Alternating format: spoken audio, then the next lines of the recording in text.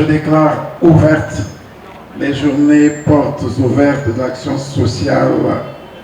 C'est dans le but de promouvoir le programme d'action sociale et économique du ministère des Affaires sociales, de la solidarité et de l'action humanitaire que le Premier ministre, chef du gouvernement, Anatole Koliné-Makosso, a ouvert ce mercredi 13 novembre 2024 à Brazzaville la deuxième édition des journées portes ouvertes sur l'action sociale. Organisé par le Massa en partenariat avec l'AFD, entendu par là, l'Agence française de développement, sur le thème « L'insertion sociale et économique, un pilier de l'action sociale ». Ces journées portes ouvertes ont été une occasion pour Xavier Souzade, conseiller politique à l'ambassade de France au Congo, d'exprimer la volonté de son pays à poursuivre l'accompagnement de la France dans la prévention des situations de précarité et de réduction des inégalités pour sortir les populations dans la pauvreté à travers les financements de divers projets. La France, à travers l'Agence française de développement, l'AFD, contribue à hauteur de quelques 16,4 milliards de francs CFA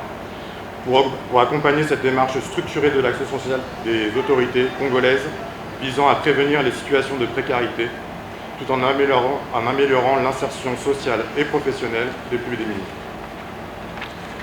Ce partenariat de longue date entre la France et le Congo dans le domaine de l'action sociale s'articule autour de 4 axes majeurs. En premier lieu, le renforcement d'un mécanisme pérenne de filet social à travers le projet Lizungi. Le deuxième axe majeur de la collaboration entre le Congo et la France dans le domaine de l'action sociale porte sur le soutien à la gouvernance de l'action sociale et le renforcement des compétences du Massa. C'est tout l'enjeu du projet Téléma qui vise spécifiquement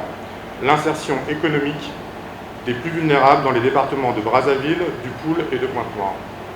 Il est impératif d'agir avec détermination dans la mise en œuvre du volet insertion sociale et économique, a déclaré la ministre des Affaires sociales, de la solidarité et de l'action humanitaire, Marie-Cécile Mboukou-Kimbassa, qui a poursuivi comme suit.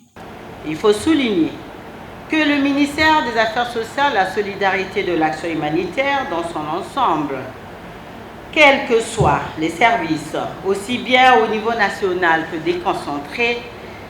travaillent au quotidien à la prévention, la promotion et l'intégration sociale et économique des plus vulnérables de nos concitoyens. L'action sociale accompagne certes les personnes vulnérables par des aides ponctuelles face aux aléas de la vie, mais elle envisage surtout d'investir de façon structurelle pour accompagner les personnes vers une sortie durable de la vulnérabilité.